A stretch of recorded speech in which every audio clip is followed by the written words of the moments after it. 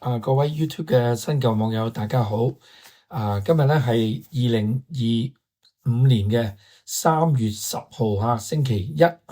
咁多謝你收睇我哋同埋收聽我哋沈國成創賣汽車工作室。咁啱啱過去嘅星期日咧，就可以講咧，有好多個場次咧，都好似已經未跑，已經預咗有晒所有嘅劇本同埋準備。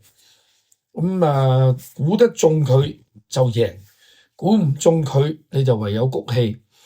好多騎師陣上嘅表現，馬匹嘅表現，亦都即係同我哋自己嗰個認知點樣去揀一隻馬嚟講咧，都有好大嘅邏輯上面嘅相反嘅表現出嚟。咁不過呢個咧，我哋都要接受，我哋慢慢咧都要去適應，除非我哋就選擇唔再玩呢個賽馬呢個運動嚇。咁佢係運動，但係因為俾咗一個預準嘅賭博俾佢，而係獨市生意咧，加埋新時代特色賽馬，就導致今日馬會會員稀少，投馬晉身馬主嘅人嘅意欲減低，去進行投注活動嘅馬迷，亦都相對每年咁樣咧係減少。而家可以支撐住成個馬會嘅投注額不斷咁樣攀升，除咗佢哋自己內部嘅會計撥數之外，當然就梗係呢個世界回合彩池令到咧呢個香港賽馬咧好似仲係欣欣向榮嚇。咁希望馬會唔好當呢個假象就係佢哋而家喺佢哋嗰個混亂管理下面而得出嘅一個成功現象。好啦，未進入正題之前咧，都係大家做翻應該可以幫到我哋 YouTube 頻道慢慢成長嘅一個動作，留言、點讚、分享同埋咧係訂閱。如果係唔想錯過我哋每一條片，就按埋呢個小響鈴啦。第一場咁一般我哋都係咁樣講啦，永遠都唔會揀大熱門嚟到買 win， 亦都唔會相信大熱門。咁只不過咧，臨尾咧就原本嘅大熱門變得進優自在，變咗帝豪歡升。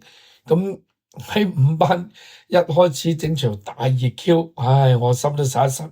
呢個係唔正常嘅。個唔正常嘅地方就係因為有幾隻馬跑得好離譜啦。家飯未熟咋，米未熟啊，好快熟啦！大家留意住啊。嗱，至開心呢隻馬咧已經開始開竅啦。你唔好見佢今次跑第10，好似唔識跑咁嘛，隻馬靚咗噶啦。好，去到第2場，咁當然啦，就竟然一個贏咗99場之一，而家嚟緊啱啱想翻去澳洲牌金拖鞋大賽，上人第100個之一嘅布文哈魯文先生，竟然話佢需要得到策騎指示去跑呢隻金風萬里，咁因為冇策騎指示，佢都唔知點跑。咁所以咧就由出閘開始一般到入直路玩韁繩，扮內閃，打內閃仲要打左手邊，跑到就係啱啱好第5。咁唔知呢啲馬係咪想等強配隻腳冇事出翻嚟先至再話俾大家聽咧啦？一換我哋強配八戒興，立即就輕而易舉，勇創高峰。我哋當然係非常之咁對呢啲馬主係致敬嘅嚇。咁手錶之星希威森喺呢場馬就真係跑到一絕啦。咁但係咧，我哋黃寶妮女士喺直路嗰隻執韁繩執嚟執去，跟住打啲即係隔香搔癢嘅左手邊，翻嚟輸一個頭，跑第3。可圈可點，跟足劇本啊！吉祥寶咧都已經開始入局噶啦，你唔好通常我哋睇啲馬唔會話喂加冠王啦，我哋下一場嘅重心馬膽啊，哇跟住咧就超越名區，今次掂啦，重心馬膽啊，跟住換一個騎師強配根本冇跑過咁，但係我覺得吉祥寶大家開始慢慢留意啦。好，第3場天星海陸寶閃光燈，咁我哋當然3隻都中晒啦。咁呢啲係即係死到唔死，無謂攞出嚟，無謂再攞出嚟認叻嚇。你如果稍為識睇下嗰個神操嘅試習嘅，咁海陸寶、天星都係好嘅。咁不過當然啦，以外邊嗰啲即係垃圾級嘅馬評師咧就話：哇，喂，1200米4班幾年嗰個數據都係咁差嘅，咪整11、12條 Q 你睇下咯，有幾差啫，係嘛？12隻馬就最外嗰兩隻，仲要初出搭條 Q，有300幾蚊。咁啊，閃光燈亦都做足佢嘅應該要有個本分啦。班德利嚇，咁但係當然我哋要爭嘅就係四禧鳥湯普森呢個準備喺香港可以站穩陣腳，因為要佢做嘢做到嘢，要佢唔做嘢都做到嘢。呢隻四禧鳥係 free hand 俾佢搏嘅，佢做足功課睇晒，唯一可以幫佢贏馬嘅麥道朗喺第一場初出即贏嗰條疆城，要執得有幾短先啱呢隻馬跑。你睇翻再上一場艾少禮點跑呢隻馬？長姜就唔跑咯。好，去到第4場啦，超易穩，做翻正常嘅嘢，做翻正常嘅穩位，唔好夾硬塞住，咪又贏咯。係咪艾杜拿特別叻？艾杜拿因為個劇本可以俾你去，咪叻咯。咁最風雲我自己就真係，因為成個週末嗰個老人痴呆咧，真係搞到我自己都好受打擊。一跑完，我啱啱嚟地嗰場先至係介紹咗最風雲俾大家買，濕泥摸講跑唔出水準，呢場跑出嚟係咪 surprise？ 一啲都唔 surprise， 我根本跟住咗呢隻馬，跟住咗嘅。但係聖德福呢位騎師，留低大家繼續跟進住呢隻馬，好快贏啊！佢係想唔想贏噶嘛？佢入直路，你其實如果係想贏呢隻馬，上次個第3跑得好啊。你係跟住隻超易穩入直路嘅，超易穩最終可以喺直路打開咗上嚟望空贏馬。如果你跟住佢入直路，唔係話你自己懶醒走咗出邊，當然走咗出邊就係輸啦，係嘛？你要自己睇條片啦。佢係跟住喺超易穩後邊嘅，但係佢選擇走咗出邊，入到嚟就超易穩贏佢輸。好啦，第5場咁當然啦，呢一馬開我贏8個馬位。由你一出嚟跑第3，我已經跟住你，我點會即場捉唔到你啊？咁問題就係我哋連2重彩、3重彩 Q 乜都中咯，真係乜 Q 都中咯，又12倍500幾蚊 Q， 手到拿來。咁我哋好多網友玩完呢場，Michael 你下邊嗰啲我都唔玩，我非常支持嘅，一贏就走，好似啲蚊咁，吸到血飽飽你就走，你停留太耐個身重咗，飛都飛唔喐。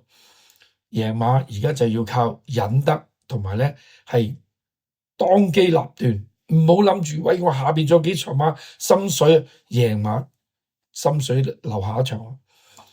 好，就去到第6場啦。封神，我自己都係一隻跟進馬，由佢跑嗰個最強嘅4班條件限制賽入邊，好多嗰啲馬都係呢組開始我已經跟住，點不知真係老人痴呆，自己跟住咗嘅馬喺呢度放咗手，132倍，唔係 surprise 㗎，大家唔好 surprise 啊！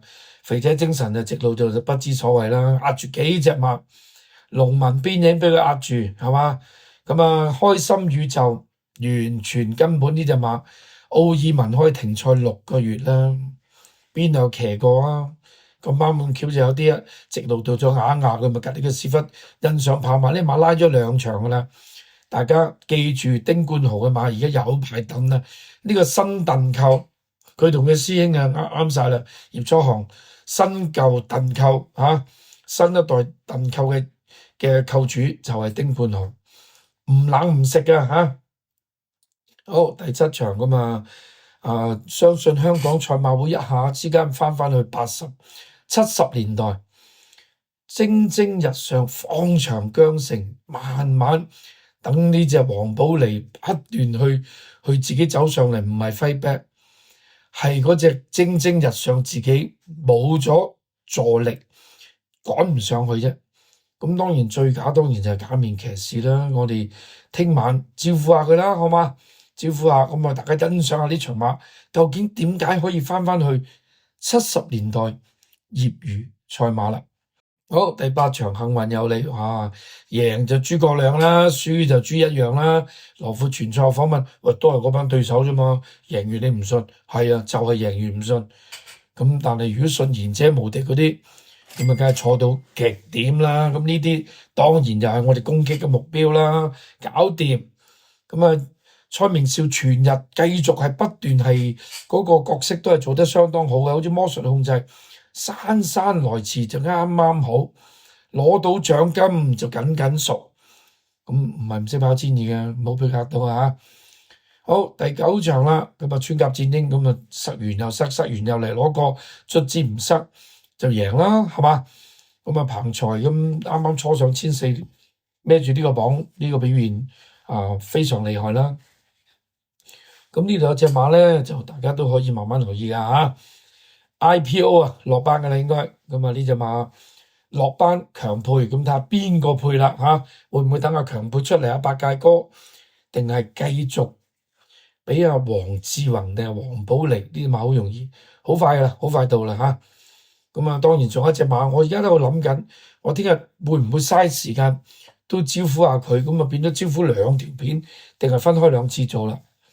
好，第10場咧，咁啊自己都係一個算係重點場次，但係可惜原來重點場次就遇着打比嘅場次，咁原來打比馬優先，所有輕磅馬全部搞掂，後邊嗰啲跑道都唔知似乜，咁啊平凡騎士亦都真係喺度，都唔知兜嚟兜去，兜嚟兜去，唯一一個即係喜連勇敢，你知道後邊班係咩人啦？得一個人喺度認真跑馬就係霍雲星，卒之搞禍咗。原本有4隻輕磅馬擺晒前面嘅，應咗4隻一齊翻嚟，點不知係炒咗隻喜連勇啦，但唔緊要啦。咁有目共賞，但求開心，成功獲得打比入場券啦。好，尾場咁當然我哋要大家留意下小弟嘅天花板 Q&A 喺個 YouTube 入邊，喺呢場馬我當日淨係介紹咗2場啦嚇，咁啊點樣介紹呢隻標之宇宙立百川？咁啊即場我哋都好多谷友，同埋我哋喺即係 YouTube 入邊嘅格局高支持我哋嘅網友，當然中到啦。咁感謝你嘅信任啦嚇。咁而家我哋答一答第11場啦。咁有人問光年魅力，我覺得呢隻馬佢應該，如果以上次潘頓贏馬嗰個姿態咧，我唔相信佢即係1600會有任何嘅阻力嚇。咁亦都應該係大熱門啦嚇。而家幾多倍啊？2.6，睇下再 update 先。係。哎呀，錯。第11，而家2.7 冷咗0.1。咁啊，一個唔覺意咧，就即係可能又係拖翻阿布文自己嗰隻擺低咗嗰隻神池啦嚇。咁但係咧就2隻馬咧，其實都係首次咧係上1600嘅，即係有危就有機。往往咧有時去到尾場咧，就真係咧你哋可以首先留意下聽日頭嗰即係去到或者下半節啦，啲馬究竟即係係咪跑到亂晒龍啊？古靈精怪啊！咁呢場馬咧，你可以如果你係嗰啲叫做黑心派嘅，你咪望佢2隻死咯。咁有冷門爆咯。往往你以為嗰2隻馬最穩陣嘅，2隻馬冇晒，一啲都唔出奇噶，試過好多次噶啦。特別短途我就唔係講長途。好啦，咁今次咧排翻好檔位嘅立百川咧，咁其實如果你講呢個時間啊，或者喺1600，你睇佢嗰個型格啊，呢隻馬絕對係應該聽日可以喺呢度有得逛嘅。有冇人問呢隻馬？冇。我覺得你哋要留意呢隻嚇。跟住有確好勁，確好勁就未得嚇，即係仲係需要一啲時間慢慢去適應下先。如果你喺呢場一出就跑1600贏得，呢啲就真係大至尊級數嚟啦嚇。我覺得好難嘅，一出嚟跑1600即贏，絕不容易，仲要孭住個頂磅，好難嚇。如果贏到就我首先恭喜個馬主，另外咧就大家可以留意住呢隻馬，可能真係哇一個唔覺意就直上青雲路啊！神次頭先講咗啦即係你亦都見呢隻馬係後追嘅，咁往往你留啱佢，留到某段嘅爆發力嘅時候，你爆佢就一路可以衝翻去。咁你當然就唔可以由直路頭開始爆佢啦，要慢慢收好嗰隻力，知道喺邊個位度就去。就睇下可唔可以扯到翻嚟1600啦嚇，因為未跑過嘅。跟住我哋睇下奔放啊，奔放上又奇怪喎，佢由1800縮翻落1600喎。嗱咁啊調翻轉，你1800縮1600，你係咪一定可以好似上次咁輕鬆一接完貨？又未必嘅喎。你又可能調翻轉，有啲馬可能會燒下你嘅喎，唔一定可以順係咯，好輕鬆唔會話短咁領貨。咗近咗。係啦，因為嗰啲馬嗰個即係每一個段速會快翻啊嘛。咁可能你又調翻轉，你自己每一段就會吃力咗嘅咯喎，因為唔係好輕鬆咁放啊嘛。春風萬里，春風萬里，我覺得就黃志宏嘅14檔咧，就大家對黃志宏咧要有200% 嘅信任咧，你先可以買佢。但你呢隻馬，我覺得係其實咧係有少冷味嘅喺呢度。呢隻馬即係嗰個後勁，真係當然要搭到韁繩，揾到位，一氣呵成衝。係唔係黃志宏可以衝到咧？你自己決定啦，我幫你唔到啦18倍啊，而家暫時。好，皇養歡星我哋皇養歡星又一次同大家玩遊戲啦，係嘛？再嚟一樣13檔睇下可唔可以挑戰到啦。嗱，調翻轉我又亦都咁講，我覺得反而今次大家可以留意下隻標誌宇宙啊，23倍啊，而家暫時呢隻馬好能放，即係佢嗰個流放，再加埋蔡明紹喺嗰個每個段速咧，佢嗰個心理個時鐘咧係好叻嘅蔡明紹，所以佢放馬咧係有一手嘅。我覺得隻馬佢而家上嚟呢個1600再試咧，佢就算呢個檔位唔需要太擔心。我覺得佢而家幾多倍？23。我覺得呢馬大家可以聽日留意下。咁今日嘅賽後報告咧就嚟到呢度。咁聽日咧都，我覺得個內容係非常精彩嘅。咁大家可以聽日10點喺 YouTube 直播，再支持小弟18346633。聽日見，拜拜。